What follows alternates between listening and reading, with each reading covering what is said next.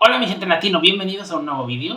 Yo soy Samuel Monca, como puedes verlo, mis redes sociales saben dónde las tienes, ahí abajito. Bueno, como es el mes del orgullo, tengo una cana, si lo que brilla, pues es una cana. Como es el mes del orgullo y ese tipo de cosas tal, pues ese tipo, bueno, hablamos de un personaje del orgullo, de lo que es el colectivo LGTBIQ+. Vamos a hablar de Coccinelle, o su nombre era Jacqueline Charlotte Dufresnoy. Hay mucho nombre francés. Y resulta que fue una de las vedettes más polémicas de Europa. Y además la primera persona, la primera mujer trans que se hizo súper famosa. Y además resulta que le dijo que no en la dictadura franquista en España. Le dijo que no a quien era el dictador de España.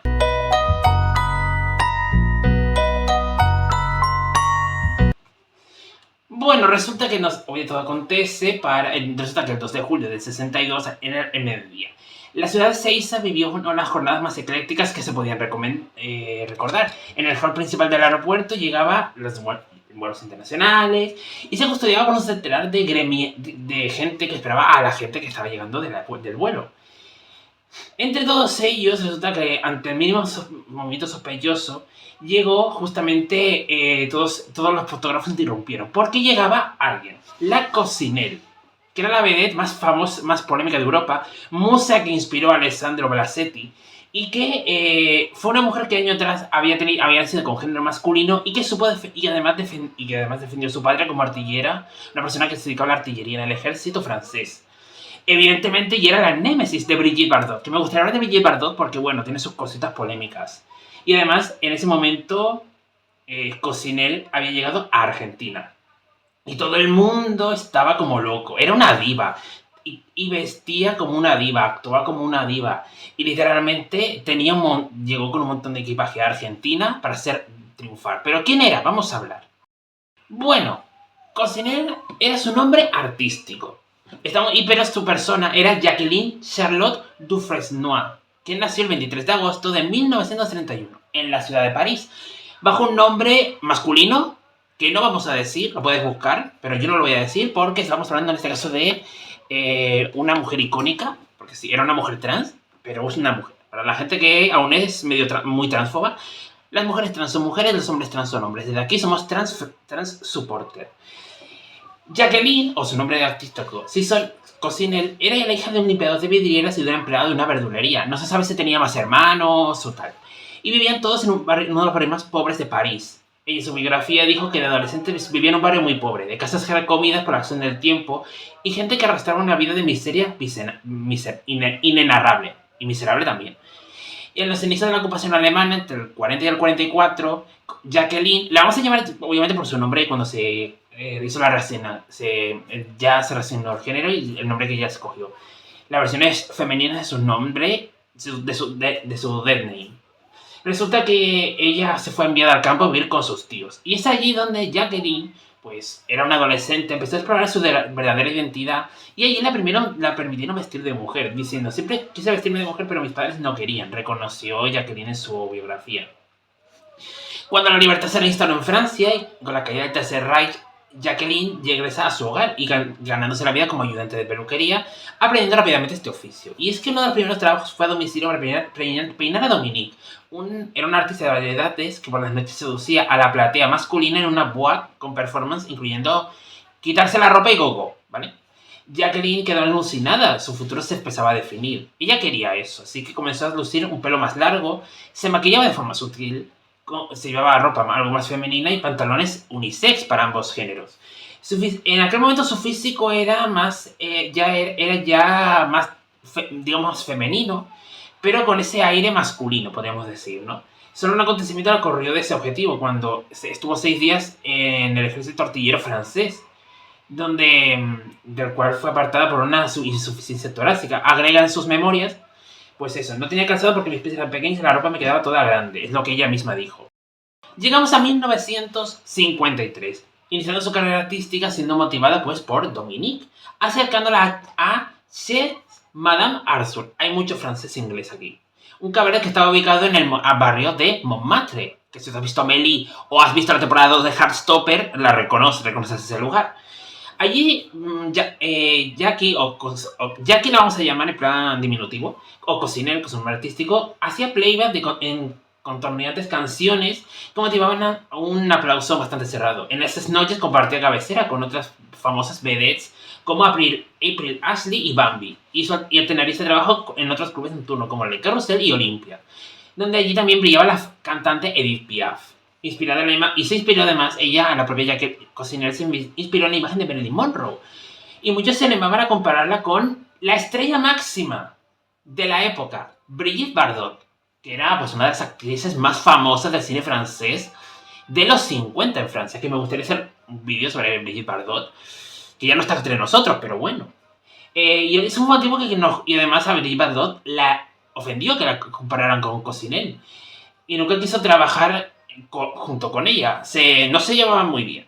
También es una cana, ¿vale? No se llevaban ellas muy bien. En ese momento la carrera de Cocinel parecía no tener límites. La gente le hablaban de como la diosa platinada que brillaba en las noches de París, subiendo la temperatura todos por igual sin diferencia de género. A ella le iba todo. Posiblemente, ¿eh? En Estados Unidos y Latinoamérica se peleaban por tenerla. Y ella no iba a negarse, pero necesitaba completar su identidad. Por lo cual acudió a una cirugía de reasignación de sexo en la clínica de prestigioso ginecólogo francés Georges Bourreau en Casablanca, Marruecos, donde no estaba penada por la ley la práctica de reasignación de sexo. Cuando vuelve a Francia, Cocinel diría en sus famosas palabras: el doctor Bourreau corrigió el error de la naturaleza y me convirtió en una verdadera mujer, tanto por dentro como por fuera. Después de la operación, el médico dijo simplemente bonjour, mademoiselle, y supe que había sido un éxito. Cuando ya se hizo la operación, Jacqueline, en sus 30, tenía vía libre para cumplir otro de sus sueños, que era casarse por la iglesia con su prometido Francis Paul Bonnet, con quien llevaba un tiempo, era 4 años más joven que ella, pero bueno, llevaban tiempo. Y es que el mes previo a la celebración, que se realizó el 16 de marzo del 62, los medios franceses se dividían en dos, porque ella literalmente no escondía que era una mujer trans. La gente decía que la apoyaba en la decisión de su artista y otros que la denostaban por su accionar por considerarla de género masculino y era un hombre casándose con otro hombre, lo cual no es cierto, estamos hablando de que es una mujer. Sin embargo, esta dualidad la acompañaría mucho tiempo en su vida, ya que tuvo 3 matrimonios, todos siendo completamente legales. La iglesia reconoció que era una mujer, por lo cual sí se casaba por la iglesia. En el 59 llegaba su año bisagra, donde el cine ya le había puesto sus ojos. Alessandro Blasetti, un conocido director de la época, le propuso participar en las películas Europa de Noche, y solo 5 minutos en pantalla hicieron que ella revolucionara el séptimo arte. Teniendo visibilidad internacional, fue a Italia, Alemania, España y demás países de Europa, e incluso en Argentina. Pero en España no era todo muy fácil, ya que la crisis, la oposición de la curia argentina, un contrato millonario y tal, la sociedad no entendía su propuesta. Y además que en España pues no fue muy bien, porque además en España la gente estaba loquísima, flipaban viéndola con su descapotable, y fue la primera que le dijo no al dictador de España de aquel momento, que era Francisco Franco. O sea que cuidadito, ya estaba en plan, aquí tú déjame tranquilo.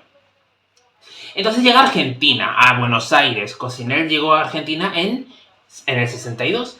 Y con Jacinto Lamota, que era con quien había firmado un contrato entre la señal estatal de televisión y este hombre, que era su representante. El problema, básicamente, además, ella había agotado, tenerla en la pantalla, había agotado la paciencia de los empleados. Resulta que por eso Carlos Barras, un director artístico, en conjunto con el gobierno de José María Guido, tenían que esperar a que venciera el contrato, porque, claro, generaría pérdidas en ese momento. Además, en ese momento le negó la visa a Cocinel. Y además también argumentando motivos legales, coartada que el 1 de julio prescribió y el sello reconoció al artista como mujer moral, pero al final acabó apareciendo. En el contexto global de la época de su llegada, hay que entender que Marilyn Monroe estaba en pleno auge en aquel momento. No sabemos qué es lo que pasaría 3 meses después, que al parecer se dice que ahora se está intentando averiguar que no fue que consumió muchas sustancias ilícitas y ¡pum! ¡Adiós!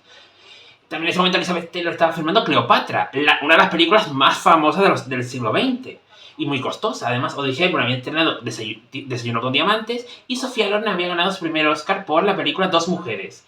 Y la bandera de Francia flameaba con base de la belleza de Brigitte Bardot, que ya te lo digo. Y en el año donde las mujeres más icónicas de la historia del arte estaban en auge, Cocinel aún era la sensación. Su debut en Buenos Aires fue en la Boat King el 3 de julio. y la madrugada del 4 de julio a las 12 de la mañana. Esto fue un show de 30 minutos que duró 45 y donde cantó muchas canciones. Literalmente ese museo lo realizó 3 jueves seguidos y, y básicamente la gente acudía a verla. Hoy serían, y costaba 400 pesos de la época, lo que sería la entrada al Movistar Arena, básicamente. Su presentación como la cocinera en el Maipo fue el 6 de julio y estaba en el cartel Adolfo 2000. Y la verdad es que fue un éxito en taquilla todo, o sea, todo era un éxito. O sea, en su proeza, en el escenario de la calle Esmeralda, inició una gira por el interior de Argentina para luego volver a Buenos Aires y seguir teniendo unos de los éxitos y, vamos, ser un boom. Obviamente, pues hubo polémicas debido a cómo era la Cocinel, ya que dice que no haría no se desnudaría porque tenía unos kilos de más y no creo que los baje porque voy a disfrutar de la carne argentina. O sea, todo voló por los aires cuando conoció a Mario Haynes, un bailarín de 21 años en ese momento, y que al parecer los pasillos del Hotel Alvear donde se hospedaba, junto con su marido con el que se había casado, decían que había un rock, como que se liaba con el otro. Y al otro, pues, un poquito doble salió mal. Y al final hubo un divorcio. Francis Paul Bonnet volvió a Francia y además luego ella se casó, ya tenía un nuevo amante y además era más afín a su trabajo y a sus colegas y teniendo un vídeo de ellos como de Sulma Fayyad. O sea, es que además este hombre, Mario Haynes, no era cualquiera, era hijo de un diplomático que trabajaba en una embajada. En verano, en el invierno argentino, porque aquí es en verano, abajo en Argentina es invierno, la gente no hablaba de Cocinel, todo el mundo hablaba de ella. Incluso pudo haber participado en la película, Los Viciosos, protagonizada por Graciela Borges, Jorge Salcedo e Irma Roy. Y además creo que también participó en esta película. La gira en LATAM concluyó en Chile. Y luego volvió a Francia con sus 4 años de intenso amor. Se volvió a casar, en este caso, con Mario Haynes. Y se volvió a vivir en París, donde brilló por todo el continente, visitando ciudades como Cannes, Sevilla, Milán y Lisboa. Filmaba películas hasta que sus álbumes. Alternaba su trabajo de artista de variedades con su lucha por los derechos de las personas trans. En los años 60, donde eso no se solía ver, y ella fue literalmente una pionera. En los 80 sirvió un apagón casi total de su carrera, resurgió en los 90 cuando abrió su cabaret Le Cocinel, que está muy francés, cuidado, pero lo abrió en la ciudad de Marsella, pero su regreso a los primeros planos le duró muy poco, ya que en los años a comienzos del nuevo milenio, ella ya no estaba bien de salud y su vida pasaba por secundaria a apuntalar con su nombre, pues, su tercer marido, el artista drag queen Thierry Wilson, conocido como Cisse. A sus 55 años, Cocinel se instaló en la ciudad de Berlín, donde se la veía los fines de semana en locales de poco relieve, cantaba tangos junto a un guionista. E incluso, además, ella no era la mujer que fue en su momento, en los 60. Pero su historia de vida y su gloria aún atraían a la gente que aún recordaba quién era. Solo quedaba el recuerdo, la mítica escena de Blasetti, la canción que compuso con el cantante Guigo Agosti, Cocinel en la nostalgia de Alain Delon, también ha fallecido, que la aplaudió con sonrisa libidinosa una noche desde la platea del Olimpia. Este también quería, o sea, aquí todo el mundo, aquí nadie era tonto. Y es que, pero con pena y sin olvido, porque aún había gente que sabía quién era, Cocinel o Jacqueline Charlotte Dufresnoy falleció en su casa de Marsella el 9 de octubre de 2006, en los 75 años, a causa de un paro cardíaco. Y en 2017, el 18 de mayo de 2017, 11 años después, el Ayuntamiento de París inauguró el Paseo de Cocinel, la calle que es una calle ubicada en la capital parisina, y además y en reconocimiento a respaldar la lucha de Cocinel o Jacqueline por respaldar a las personas trans y visibilizarlas. Y aún así, a día de hoy, pues claro, yo no sabía, también te digo, la existencia de esta mujer, de Cocinel. No sabía, y te lo juro que no sabía quién era. O sea, la verdad es que lo descubrí un día por casualidad, literalmente por un edit en Instagram, me investigué y aquí estamos haciendo este vídeo. Y bueno, hasta aquí este vídeo. Yo te digo que yo no conocía su historia, ni su persona, pero me ha gustado investigar sobre quién era. O sea, también te digo, no Kid, que aunque la lías, que bueno, es que era una diva entre las divas, pero no quita la lucha que hizo, pues, en una época, pues, muy difícil, ¿no? Ya sabes, los comienzos de los 60, luego vendría Stonewall en Nueva York y todo lo que vino después.